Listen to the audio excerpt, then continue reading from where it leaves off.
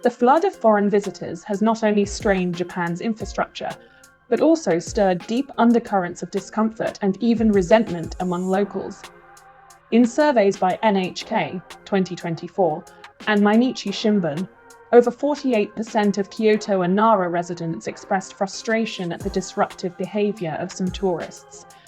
Small villages in Hokkaido and coastal regions report an increase in tourist fatigue, a subtle but growing form of cultural protectionism.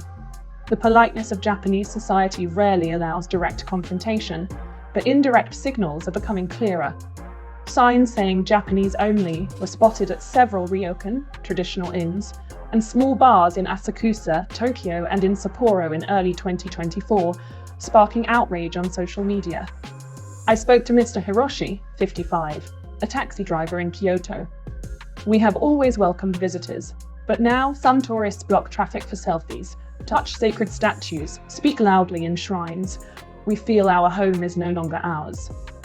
A resident of Arashiyama told me quietly, "We smile at tourists, we bow. But inside, many of us are tired. Some friends avoid the city centre completely on weekends. Even students report subtle shifts." At a university in Osaka, Ayumi, 21, said, "There's a new coldness. My grandmother complains about too many noisy foreigners." I never heard her speak that way before. Xenophobia in Japan is rarely loud or aggressive. It shows in exclusionary policies, whispered frustrations, and avoidance behaviours. The delicate balance between hospitality and preservation is at risk. If left unchecked, the surge in overtourism may cause more barriers between cultures instead of the bridge it once promised to be. Many Americans visiting Japan in 2025 are astonished by how cheap everything seems. The yen's collapse to historic lows against the US dollar has created a bizarre illusion. Sushi sets for $8, bullet train rides for less than a tank of US gas. But what feels like a tourist paradise comes at a human cost. Japan is suffering through stagflation, stagnant wages, rising living costs, and a weakening currency. As Miss Yumi, a Tokyo office worker, 44, shared bitterly, "Americans say Japan is so cheap, while we can't afford eggs or fresh fish anymore. It feels like we are living as foreigners in our own country." The first piece of advice: check your attitude. Do not gloat about cheap Japan.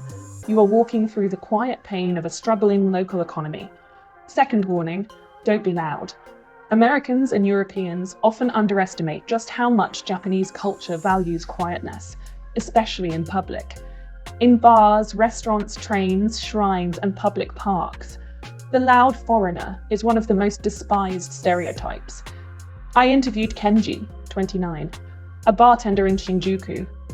"We dread when large foreign groups walk in, laughing loudly and waving phones.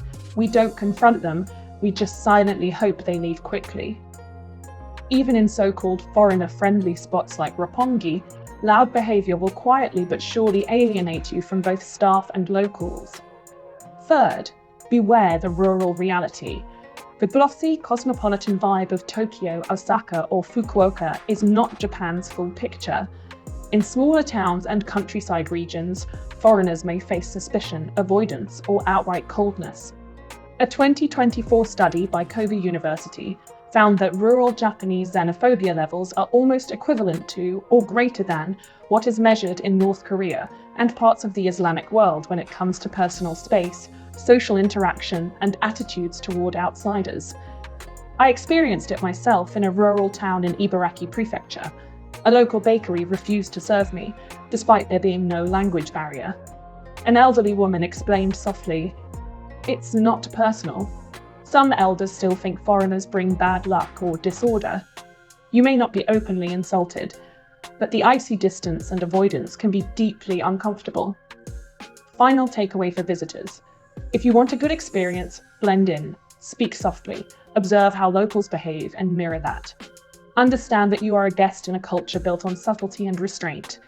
As an elder I met in Takayama said wisely, "The best foreign visitor is the one who almost disappears into the background."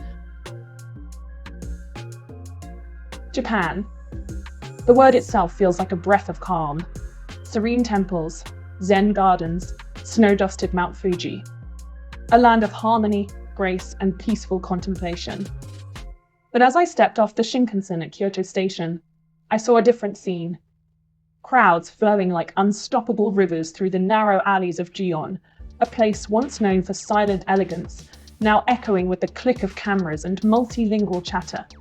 The Japan of postcards and memory had become almost mythical, a place lost in the noise of mass arrival. Case Arashiyama Bamboo Grove, Kyoto. In 2024, Kyoto's Arashiyama district had to close certain early morning entry gates after damage to the ancient bamboo forest caused by visitor overflow and selfie hunters climbing into restricted areas. Japan attracted over 31.9 million tourists in 2019 before COVID-19. After reopening in 2022, the wave returned faster and stronger. From Tokyo's Asakusa Temple to Hiroshima's Miyajima Island, infrastructure groaned under the pressure. I stood in Shibuya in 2023, staring at the world's busiest pedestrian crossing. Every light change unleashed thousands. A surreal ballet of chaos and coordination. Case Nara Deer Park, Nara. Deer, once shy and symbols of sacred harmony, became aggressive in 2023 after tourists ignored local rules and overfed them. 200+ reported biting incidents shocked local news. My personal reckoning came at Kyoto's Fushimi Inari Shrine.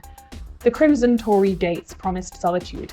I imagined myself as a lone pilgrim on an ancient mountain path. Reality? I was elbowed by a Korean influencer team filming an elaborate product promo. A European family argued loudly about directions. The mystique dissolved into frustration. I left without a single peaceful moment. Later, an elderly Japanese caretaker quietly whispered to me, "It used to be quiet.